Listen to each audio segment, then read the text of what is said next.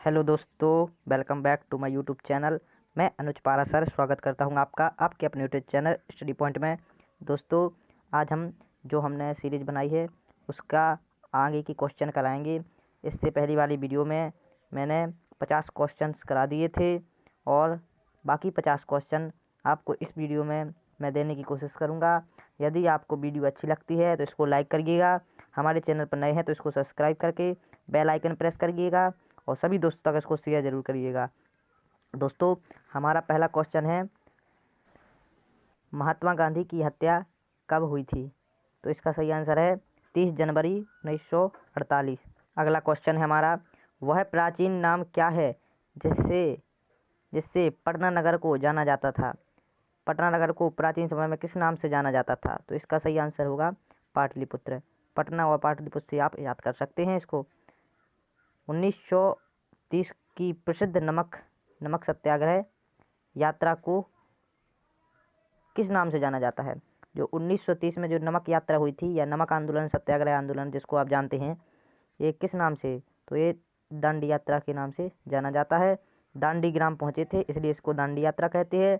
और यह साबरमती आश्रम से चले थे गांधी जी। 27 दिनों की इन्होंने यात्रा की थी। ठीक है, 1930 में की थी। ठीक है, अगला क्वेश्चन है हमारा, निम्नलिखित में से किसे सीमांत गांधी कहा जाता है? जो सीमांत गांधी है वो किन्हें कहा जाता है? तो इसका सही आंसर है अब्दुल गफ्फर खां। इन्हें सीमांत गांधी कहा जाता है। अगला क्वेश्चन है हमारा, वंदे मातरम गीत के लेखक हैं? तो इसका सही आंसर है बंकिम चंद्र चटर्जी। और आप एक क्वेश्चन और बताइए, जनगण मन के लेखक कौन है? तो इसका सही आंसर हो जाएगा रविंद्रनाथ टैगोर जी। ठीक है दोस्तों, कौन सा भारतीय स्वतंत्र भारत का पहला भारतीय गवर्नर जनरल मतलब कौन था? स्वतंत्र भारत के प्रथम भारतीय गवर्नर जनरल कौन थे जो भारतीय हों?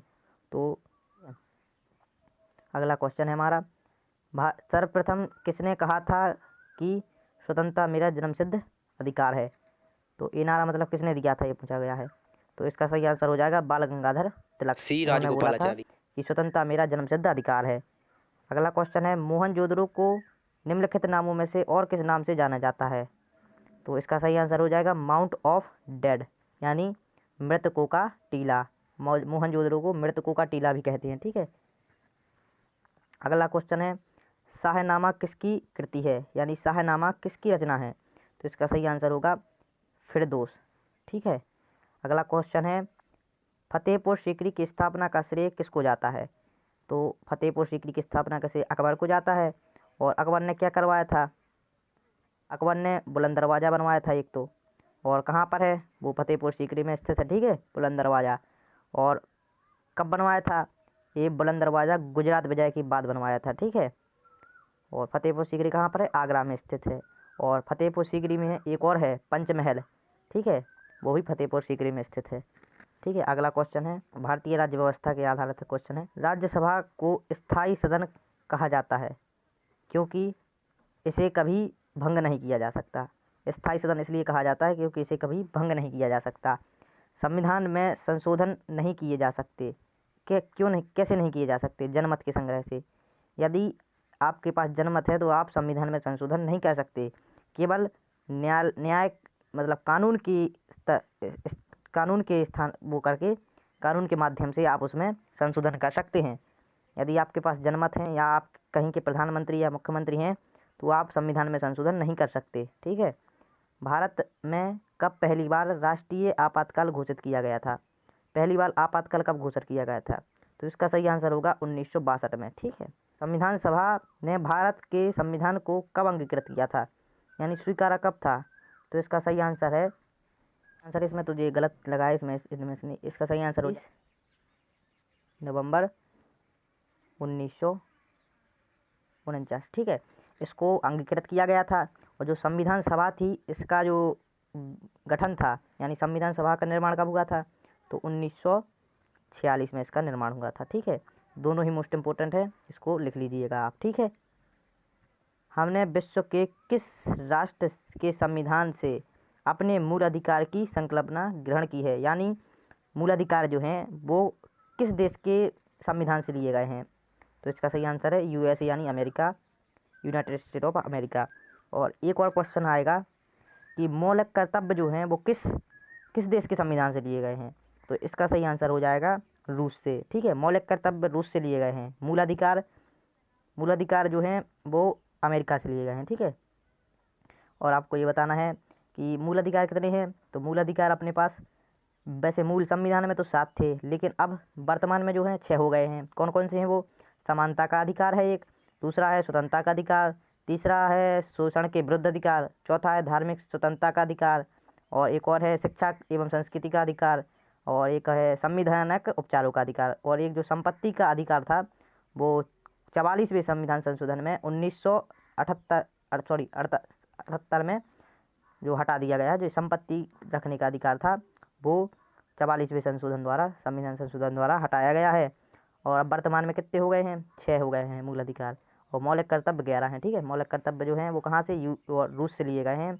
जब USSR हुआ करता था, विघटन नहीं हुआ था उसका। ठीक है, अगला क्वेश्चन है, यदि राष्ट्रपति का पद खाली हो तो उसे कितने अवधि के अंदर भरना आवश्यक है? यदि कोई राष्ट्रपति का पद खाली हो तो उसे कितनी अवधि के अंदर भरना आवश्यक है?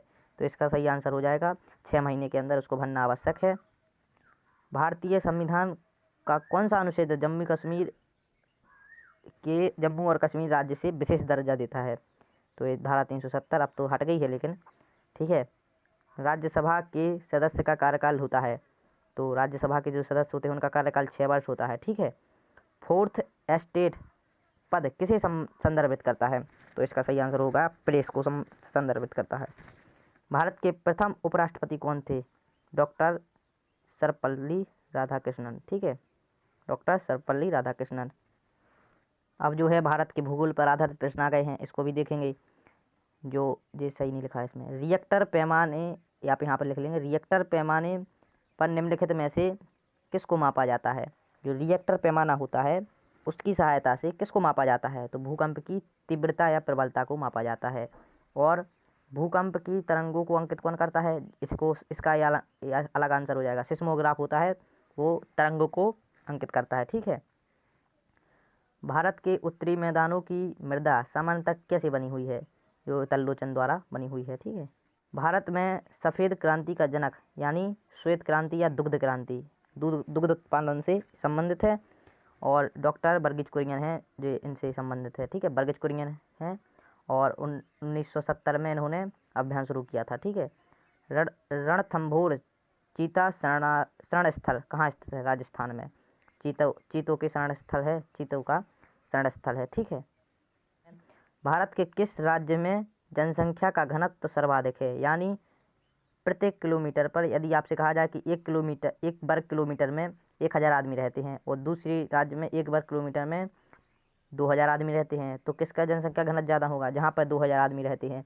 इस प्रकार यहाँ पर सबसे ज़्यादा जनसंख्या घनत्व वाला राज्य जो है वो बिहार हो जाएगा। ठीक है, अगला है, ब्रह्मपुत्र नदी का उद्गम कहाँ है? तो इसका सही आंसर है तिब्बत के कैलाश पर्वत पूर्वी ढाल से। ये मोस्ट इंपोर्टेंट क्वेश्चन। ठीक है, भारत में कौन सा राज्य सबसे अधिक राज्यों के साथ सीमा स्पर्श करता है? तो इसका आंसर है उत्तर प्रदेश। ठीक है, और कितने राज्यों के साथ सीमा साझा करता है?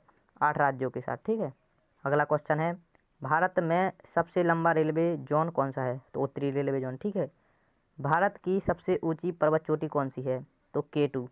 और इसकी ऊंचाई कितनी है? इसकी ऊंचाई है 8611 मीटर या 28,251 फीट। और दुनिया की ये दूसरी सबसे बड़ी चोटी है। पहली कौन सी है? Mount Everest. और माउंट एवरेस्ट कहाँ पर है? नेपाल में स्थित है। ठीक है, सेकंड अपनी K2 है जो कहाँ पर स्थित है? POK में स्थित है, पाकिस्तान ऑक्युपाइड कश्मीर में स्थित है। ठीक है, अगला है, भारत निम्नलिखित में से किसके उत्पादन में आत्मनिर्भर हो गया है? यानी कौन सी चीज़ के उत्पादन में हम आत्मनिर्भर हो गए हैं? तो इसका सही आंसर होगा लोहा। अगला क्वेश्चन, भारतीय अर्थव्यवस्था पर आधारित। ठीक है, भारतीय रुपए का पहचान चिन्ह प्रतीक क्या है? तो ये रुपी है अपने भारत की रुपए का चिन्ह। ठीक है, ग्रेसम नियम से अभिप्राय है, निकृष्ट मुद्रा शिष्ट मुद्रा को संचालन से हटाती है। जो निकृष्ट मुद्रा है वो शिष्ट मुद्रा को संचालन से चलने से हटाती है। ठीक है, निम्नलिखित में से कौन सा कर संघ द्वारा लगाया जाता है और राज्य द्वारा उगाया या लिया या विनियोजित किया जाता है? तो इसका सही आंसर है स्टाम्प शुल्क। ठीक है, अगला क्वेश्चन है वर्ष 2010 की फोर्ब्स 2000 सूची में भारत की कुल कितनी कंपनियां शामिल हुई हैं? तो इसका सही आंसर है 56 कंपनियां शामिल थीं। ठीक है। तेजड़िया यानी बुल और मंदरिया बियर वाणिज्य के किस पहलू से संबंधित हैं? तो स्टॉक मार्केट से संबंधित हैं। ठीक है, अच्छा क्वेश्चन है। निम्नलिखित में से कौन सा कर ऐसा है जिसकी कीमत में वृद्धि नहीं होती है? जिससे कीमत में वृद्धि नहीं होती, सॉरी। तो आयकर, जो आपकी आय पर, इनकम पर टैक्स लगता है, उससे आपकी कीमत, जिससे कीमतों में वृद्धि नहीं होती है। ठीक है। भारत में आर्थिक उदारीकरण आरंभ हुआ औद्योगिक लाइसेंस नीति में वास्तविक बदलाव के साथ। ठीक है। निफ्टी निम्नलिखित में से किससे संबंधित है? तो एनएसई के सूचकांक से संबंधित है। ये भी मोस्ट इम्पोर्टेंट क्वेश्चन है। स्वर्ण परिषद की रिपोर्ट के अनुसार कौन सा देश स्वर्ण का सबसे बड़ा आयातक यानी खरीदार है? आयातक यानी खरीदार और निर्यातक यानी बेचने वाला। ठीक है। तो भारत सबसे अधिक खरीदने वाला है विश्व स्वर्ण परिषद की रिपोर्ट के अनुसार। ठीक है। निम्नलिखित में से हार्ड करेंसी का क्या अर्थ है, यानी कठोर करेंसी का क्या अर्थ है? वह मुद्रा जिसकी आपूर्ति मांग की अपेक्षा कम हो, यानी मांग ज़्यादा हो और उसको वह मुद्रा कम हो, जैसे डॉलर है जिसकी मांग अधिक है और वो कम है। संयुक्त राष्ट्र शासकीय रूप से 1945 में निम्नलिखित में से, यहाँ 8 गलत, निम्नलिखित में से किस तिथि को अस्तित्व में आया? तो 24 अक्टूबर 1945 में संयुक्त राष्ट्र शासकीय रूप से जो अस्तित्व में आया था। जो यूएनओ है, इसका आप लिख लीजिए, यूनाइटेड नेशनल ऑर्गेनाइजेशन। ठीक है। तो ये 1945 में अस्तित्व में आया था 24 अक्टूबर को। ठीक है। अगला क्वेश्चन, संयुक्त राष्ट्र संघ के महासचिव कौन है? प्रथम महासचिव। तो इसका सही आंसर है त्रिग बैली। निम्नलिखित में से कौन सा देश संयुक्त राष्ट्र का 193वां राष्ट्र है? तो दक्षिणी सूडान है और वर्तमान में 193, ठीक है, मेंबर हैं इसमें, यूनाइटेड नेशन ऑर्गेनाइजेशन में। संघ के वर्तमान में जो महासचिव हैं वो कौन है? बान की मून। 2 जुलाई को अंतर्राष्ट्रीय परमाणु ऊर्जा agency international atomic energy agency, ठीक है, इसका फुल फॉर्म लिख लीजिए, महानिदेशक चुने गए हैं।